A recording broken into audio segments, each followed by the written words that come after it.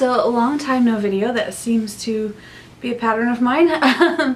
But I wanted to sit down and share some exciting news with you. In fact, if you've been following me on social media or like on Instagram, that's really all I use, then you've known for a while. But I officially get to make a video entitled I'm Pregnant. So yeah, if you have been subscribed to my channel for a long time, then you know that this channel started off as my TTC journey. Basically, all of the things that my husband and I were trying to do to conceive. I went through, I shared about like cycles and medical treatment and all that sort of stuff until it just became too difficult to share anymore. And then kind of switched to not really knowing what I wanted to post about. And then kind of found my niche a little bit when it came to like lifestyle stuff. And then life just got crazy in more ways than just being pregnant.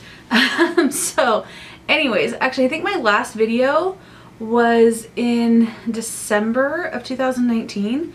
That video is actually posted, like, I'll look it up and I'll let you know, but it was either right before or right after I got pregnant.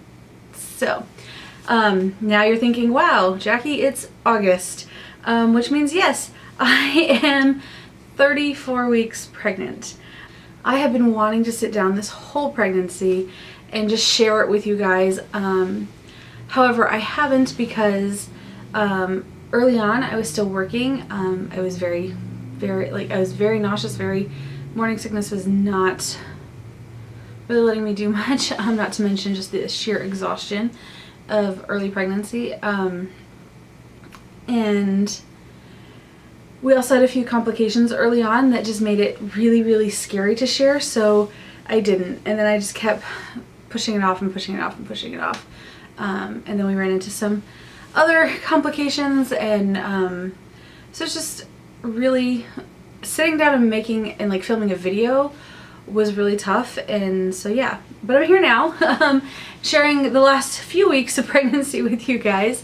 And yeah, I'm super excited. So I figured this video I would just kind of go over like how I found out that I was pregnant, just kind of a brief overview of my pregnancy so far, and then I'm going to do like a dedicated video. It's like my first trimester and my second trimester, and then my third trimester leading up to where I am now, and then I'll start weekly videos. So but I'm going to film like the trimester videos like all today so I can kind of get them out quickly, and that way you guys will be I'm hoping to have them all out by the time I turn 35 weeks.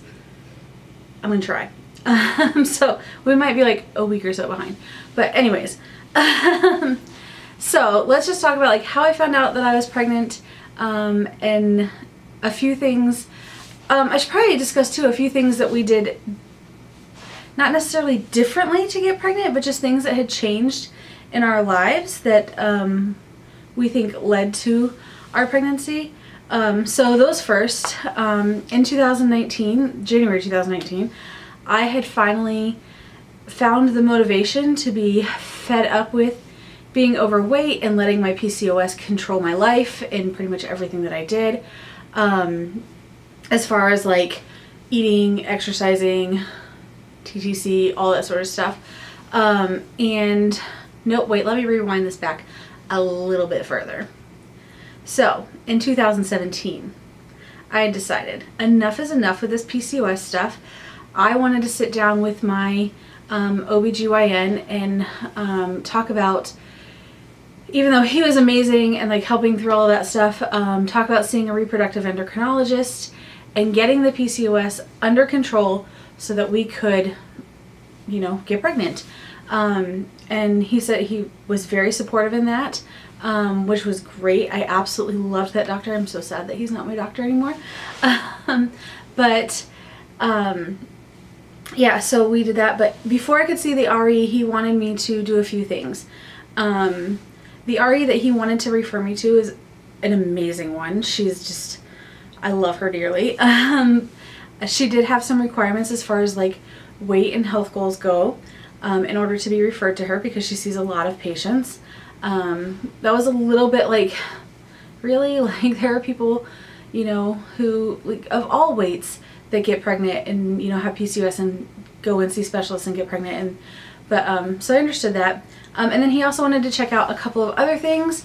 So because I hit some risk factors for having hyperplasia of the uterus. So he wanted to just, you know, do a check on that and see how things were with that and everything. And so we, you know, went with, okay, let's do that biopsy and see how things are looking. Some of those risk factors are, one, being a woman, which I think is kind of silly because it's hyperplasia of the uterus and, well, men don't have uteruses. So, second was my age. At the time, I was in the age range to be at a higher risk. My weight was a factor in that. The fact that I am white was also a factor. White women tend to have a higher risk as they age to have hyperplasia of the uterus. And then the fifth factor was having never been pregnant before. So, and basically I've never been pregnant before, and like a combination of like PCOS and all that sort of stuff gives you a higher risk factor. So we decided to do that biopsy, and unfortunately it came back positive, that I did in fact have hyperplasia of the uterus, and it came back, so the way that it was explained to us is that you basically put it on a scale of like 0 to 5. 0 being there's nothing there, everything's fine. 5 being cancer. Mine came back as a 4. So when those results came back, we immediately, basically, I was in a pre-cancerous state, and we started treatment immediately. That treatment meant some high doses of progesterone, and then to start off, and discussing forms of birth control to use. I think I've shared in the past that my husband and I don't believe in using any form of birth control, just for personal reasons, personal convictions, those sorts of things. And so we had to make this decision. And we sought out a lot of like advice from some really good friends of ours in our family. And we did make the decision to put me on a birth control that was non-abortive. And so like if I happened to get pregnant while on it, you know, the pregnancy could continue. And that was really hard, but so we did that. It was really difficult, you know, trying to go from we've been trying to have a baby all this time, and now I'm using this medication that basically prevents you from having babies. So that was rough. And then I also had to start a protocol of every 3 months, I either had an endometrial biopsy or a DNC.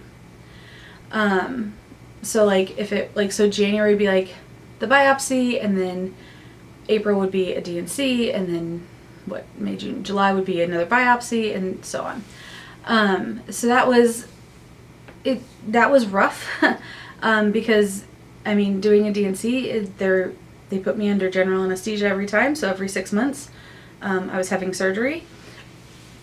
And endometrial biopsies aren't exactly fun, so they're very painful. But we did that basically because, so what you're watching for at the biopsies is what's happening with the hyperplasia, and with the DNC, what you're doing is you're clearing everything out, so that basically when the DNC is done, you have no hyperplasia. So then you have to check again to see if there's more and what stage are you at. So we did that for, I think I started in August of 2017, and my last DNC was in May of 2019. Or my last biopsy was May of 2019. And that biopsy came back that there was no more hyperplasia, which was awesome, and we were so thankful. It also meant that the birth control could come out, and which was super exciting, and yeah. So dealt with that. January 2019, let's get there. I just kind of, in January 2019, I decided like enough is enough with feeling bad about myself, you know, kind of just in this, I wasn't necessarily like feeling depressed or anything, but I was just in this funk where it was kind of, you know, when you're using a medication you really don't want to use, when you're constantly in and out of the hospital, you know, to have things checked out, and it's hard on your body, it's hard on your emotional state. And so I don't know what happened about January 2019, but I just kind of like mid-January was like, enough is enough.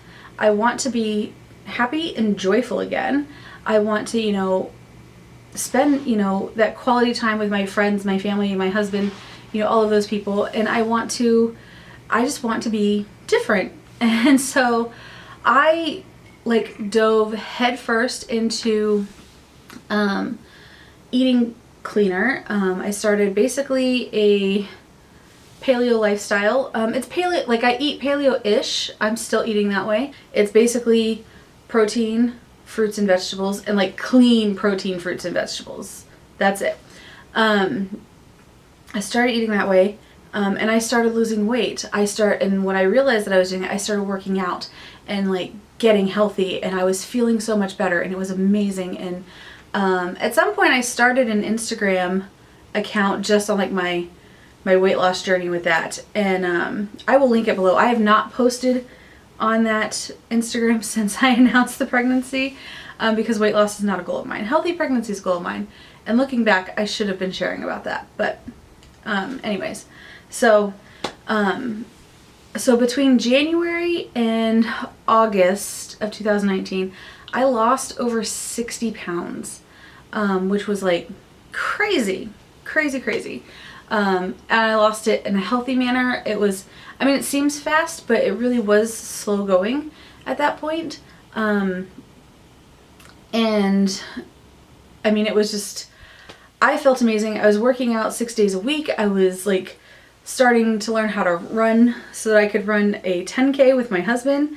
And he had registered for a 10K in September of 2019, and I was kind of like, I started like training to run in August. I was like, I'm not gonna be able to do that one with you, but it was my goal like here in 2020 to like, we wanted to do a 10K every quarter. That's not happening. So but you know, he enjoys running, and I was starting to enjoy running, which was great because it was something then that we could do together. And so that was really exciting. And this is probably the hardest thing to talk about because I never shared it on social media. I really, even in my personal life, very few people know. But I think it's important to kind of like where we are now. In August of 2019, I found out that we were expecting our first baby. Absolutely over the moon excited. I had to like come home from a workout and I felt kind of sick, and I was like, okay, this is weird.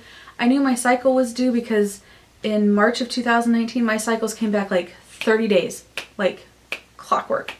So by this point, we had been referred to the reproductive endocrinologist. So I started seeing her, I think in May of 2019. She's amazing. Still kept, you know, my OB still did check-ins every so often just to see how things were going, which was great until he moved away.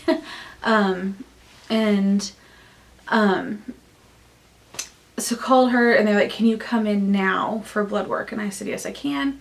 So I went in and I had blood work done. My blood work looked great. They basically said we want to repeat in 48 hours just to make sure you're doubling.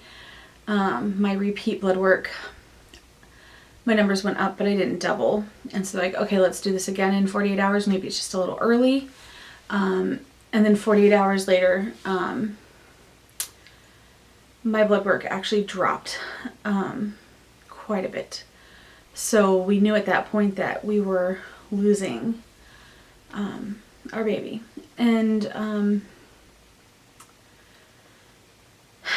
at that point it was only a matter of time before my body did what it needed to do. And it was just heartbreaking. I mean, it had been almost 10 years of trying, and we were heartbroken.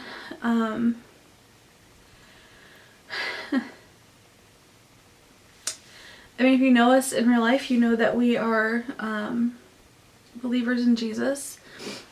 But we didn't understand why, after all this time, why God would give us something so joyful and something that we're so grateful for and we wanted so much, and then take it away.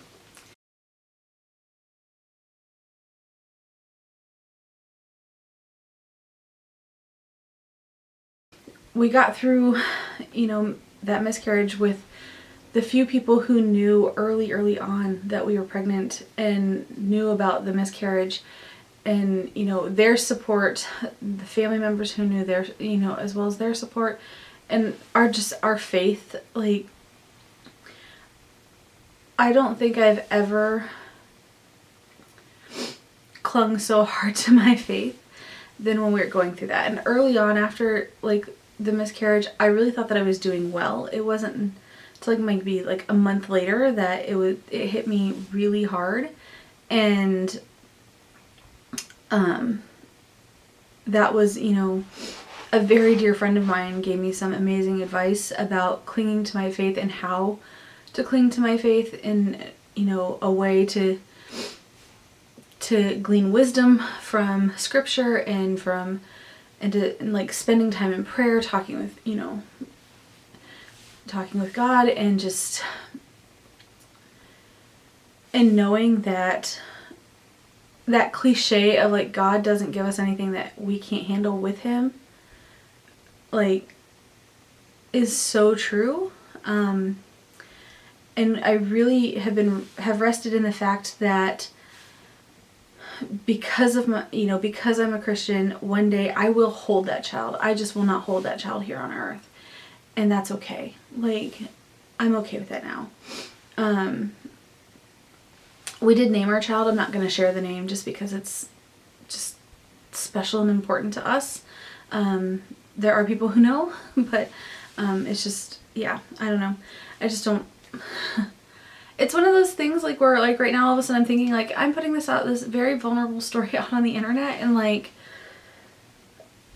if I share the name, somebody's gonna be like, that's a really dumb name, and I'm just like, no, like it's our child's name and we love it. So anyways, so then in November we had another IUI which failed. And then December, I had no idea that would be when we would get pregnant. It wasn't until January of 2020, or actually shortly after Christmas, y'all, I got so sick. Not like nauseous sick. I'm talking crazy bad upper respiratory infection, like, and sinus infection, like my whole head just felt like a balloon about ready to pop. And just, I mean, just so much pressure. And I don't typically run fevers when I'm sick. I was running like a fever of 102. I ended up going to the doctor several times, which is also not like me. And just, you know, and just having the doctor tell me like, you just gotta let it run its course, and, you know, you'll be fine before you know it. And I'm like, okay. And,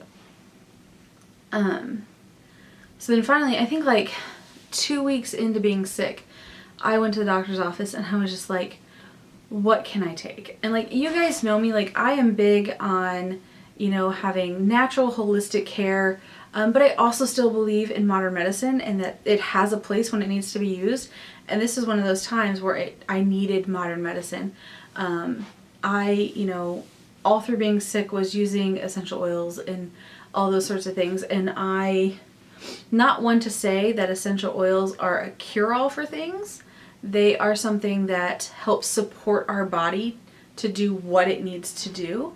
However, at that point, my immune system was just too far gone to fight the way that it needed to fight. So I went to the doctor's office and I was just like, okay, I need something to help clear up like my sinuses. Like, you know, I'm so stuffy. I am now too, because it's, you know, seasonal allergies. Everything fall is blooming. It's great. But, you know, I was like, I need help breaking this fever. Tylenol and Motrin aren't cutting it. And in fact, I think when I went to the doctor, it was like the second day that I hadn't had a fever in like 2 weeks. And so the doctor basically, he's like, okay, well, you know, I will prescribe you these medications. You can, you know, go pick them up. And as he's like filling out my prescription for me, he turns and looks at me and goes, is there any chance you're pregnant? And I just looked at him in like full on joking, went, well, we've been trying for 10 years, so there's always a possibility. And he's like, okay. He said, but if you're pregnant, you can't take any of this. And I said, oh, okay. Didn't think about that. And he asked me, he's like, well, he's like, do you want me to send you to the lab for a test? And I was like, no, I was like, my cycle's due tomorrow, so either I'll wake up in the morning and I'm pregnant, or I'll wake up in the morning and I'm not. And he said, okay. So I came home from the doctor's office, and like, I just felt miserable. You guys, like, I had a cough for weeks that I could not get rid of. Just like the sinus congestion, I could not get rid of. I was so thankful when the fever broke, because it was just insane and making me feel miserable. And so I decided, I was like, I took everything up to our room, because I'm like, all right, just have it ready for the morning and stuff, put it in our bathroom. And like, I was opening up a drawer to put like the medicine in, and there was a pregnancy test sitting there. And so my brain went, well, whether my cycle starts tomorrow or not, like, I could find out right now whether or not I'm pregnant, and then I could start taking this today and start feeling better by tomorrow. And so I was getting ready to take the pregnancy test. Our doorbell rang. A friend had come over to drop something off, and which was kind of like, all right, that's weird. So I didn't take the test yet, but talked to her for a minute. She left. I took the test, and then, you guys, like the test line where it tells you that you are pregnant came up before the control line, and I was just kind of like watching it, like, you know, like the liquid like go across the thing, and I was like, oh my goodness, like, what's happening here? And I just started bawling again, and I literally called my friend who had just been at my house, and I was like, hey, are you still in the neighborhood? And she's like, yeah. And I was like, can you come over here and look at something for me? Because I'm not really sure what's going on, and can you leave your husband in the car? And she was like, yeah, are you okay? And I was like, I don't really know.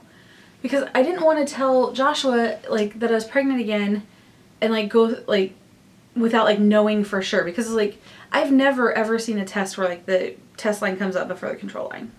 Ever. And, well, I mean, honestly, I've seen multiple positive tests that I've taken, because with the first pregnancy, I'll have to look up the picture of the test, but I'll let you guys know how many I took. So she came over, and I was just, I made my way downstairs. I was just like standing in my kitchen crying. I left the test like on our entertainment center, because I was like, if I don't look at it, then like, it's not negative, right? Like, I don't know what to do. And so she's like, what's going on? Like, what's wrong? And so I was like, I took a pregnancy test. It's on the TV stand. Could you, like, what does that mean? And so she went over and looked at it, and she's like, this means you're pregnant. And I was like, but I can't be. Like, I was like, we haven't been able to get pregnant so long. The only time I've been pregnant, you lost my child. Like, I can't, and I'm just bawling. She's like, well, what do you want to do? And I was like, I feel like I need to take another test. And she said, okay. She's like, do you have another one? I was like, no, I don't. That's the only one I have. Went to Target, got some more pregnancy tests. I want to say I can't remember what company it is, but we got one that had like the dye test and a digital. So I took all of those in about 15 minutes with like, this is again in the afternoon. We're talking like 1, 2 o'clock in the afternoon. And and when the digital came up positive, I was just kind of, I wish I had filmed it. I didn't even think about it. I just like, I was freaking out, you guys. So I called my RE. I told her, again, can you come in right now and get blood drawn? I was like, okay. And I was crying when I talked to her, and she said, do you want to wait a day? Do you need to like breathe a minute? And I was like, no. I was like, I need to know, like, is this for real? And I need to know the numbers. And she said, okay. She's like, that's what I need to know too. And so I started heading that way, and I was like, wait, I can't just go to the doctor and not tell my husband. Because one, like, where my doctor is about 45 minutes away. So, and it was getting close to him getting off work. So I drove to his work. Like, I drove to Joshua's work and called him and I was like, can you come outside a minute?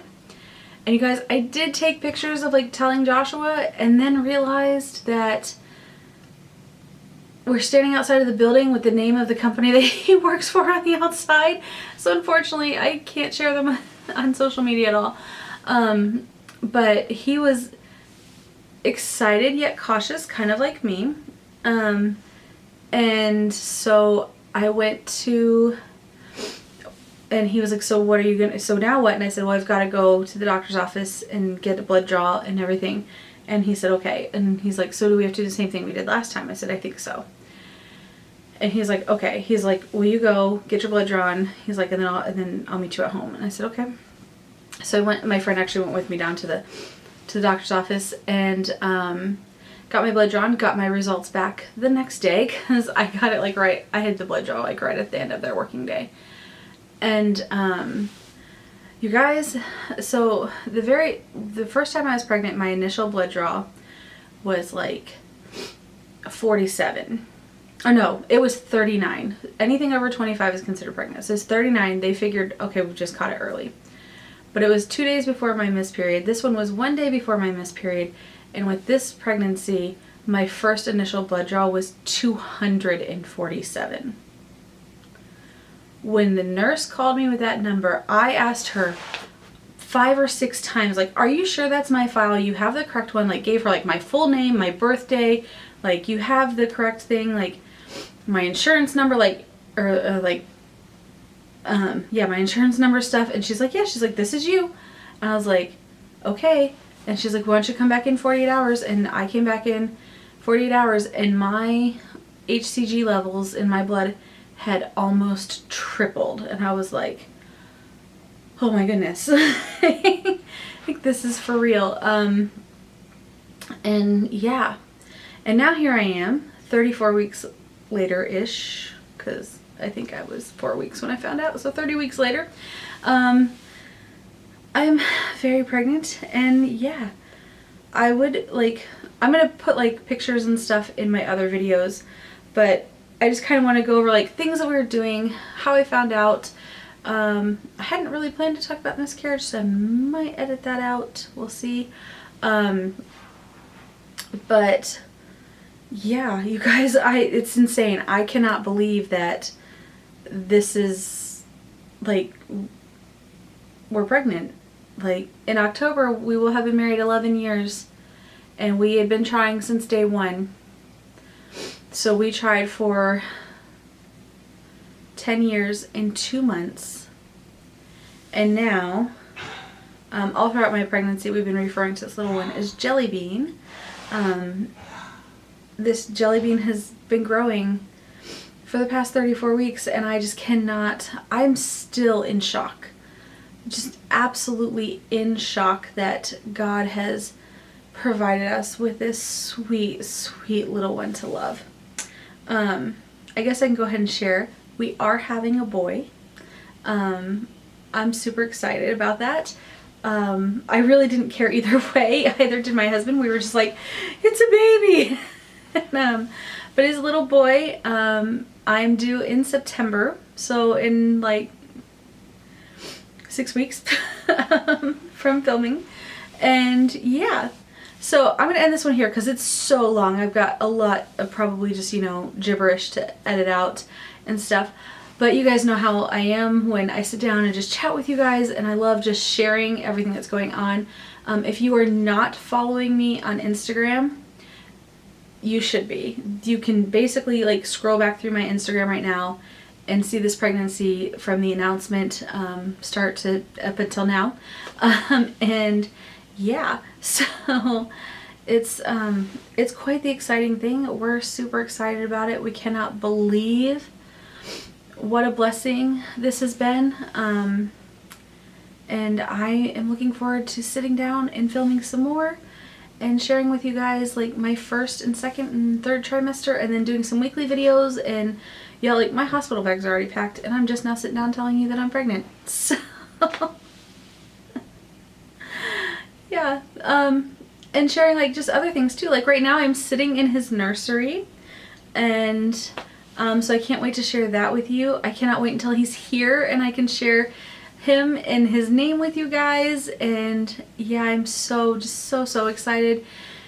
And I finally just am like, guys, I'm so sorry it took me so long to share. In my trimester videos, I'm gonna talk about the complications that we've had. So you guys will know why it has just taken me so long to sit down and be like, okay, guess what? This is going on. This is happening. So yeah, anyways, that's all that I have for you guys today. I love you guys. I will see you in my next video. One other thing that I almost forgot to say.